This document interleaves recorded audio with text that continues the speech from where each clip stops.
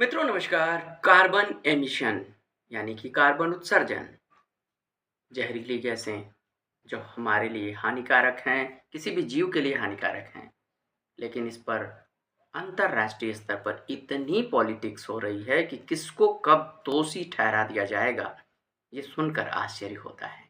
सब कुछ प्रकृति बैलेंस करती है। अभी आपने देखा जापान और रूस में भूकंप आए, सुनामी आई, लेकिन नहीं, जो हमारे ज्ञान के महान गुणवान व्यक्ति हैं, वो सारे लोग जो रुपए वाले हैं, वो जैसे चाहते हैं वैसे इन चीज़ों को अपने हिसाब से परिभाषित कर लेते हैं। हालात इतने ख़राब हैं कि एक्सरेशन यानी कि जो मानव या पशुओं का मल-मूत्र है, उसको लेकर के भी अब चिल्ल-पों मच गई है। बरसात का महीना है और आप नंगे पैर कभी भी ना निकलें। जानवरों का मलमूत्र जो उत्सर्जित होता है उसे अंग्रेजी में एक्सेरीटा कहते हैं। यही एक्सेरीटा आज ग्लोबल वार्मिंग में चेंजेस पैदा कर रहा है। फिलहाल हम जहाँ हैं वहाँ हमें कैसे सतर्क रहना है।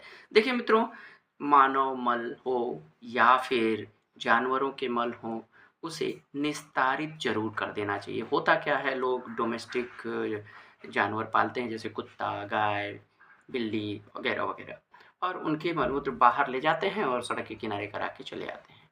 जब हम वहाँ जाते हैं, उस रास्ते पर नंगे पैर जाते हैं, तो हमारे कटे हुए हिस्से या फिर हमारे पैर के संपर्क में वो परजीवी आ जाते हैं और परजीवी धीरे से असर करना शुरू करते हैं, फिर हमारे शरीर में पहुँचते हैं। बहुत सारे परजीवी तो ऐसे हैं जो धीरे-धीरे, धीरे-धीरे हमारे फेफड़े तक पहुँच जाते हैं। राउंड वर्म, हुक वर्म, कोक्सीडिया, ऐसे ये परजीवी हैं जो शरीर के अंदर बड़े आराम से चले जाते हैं और फिर जाकर करते क्या हैं, देखिए, माइग्रेन पैदा कर सकते हैं। साथ ही साथ आपके हाजमा यानी कि पाचन तंत्र को बिगाड़ सकते हैं। जो फेफड़े में बैठे हैं वो खांसी और जुकाम बना सकते हैं। तो ये बड़े आराम से करते रहते हैं, आपके शरीर से सब कुछ खाते रहते हैं और केवल एक गलती कि आप नंगे पैर ऐसे स्थानों पर गए जहाँ मानव या जानवरों के मलमूत्र थे और उनमें ये परजीवी अपना विराजमान थे, वहाँ से ये आपके कटे हुए हिस्से के संपर्क में आए और फिर आपके शरीर में प्रवेश कर गए। तो रहिए सतर्क, सावधान रहिए, मौसम के हिसाब से अपने आप को ढालिए और फिर बात करेंगे ग्लोबल वार्मिंग की।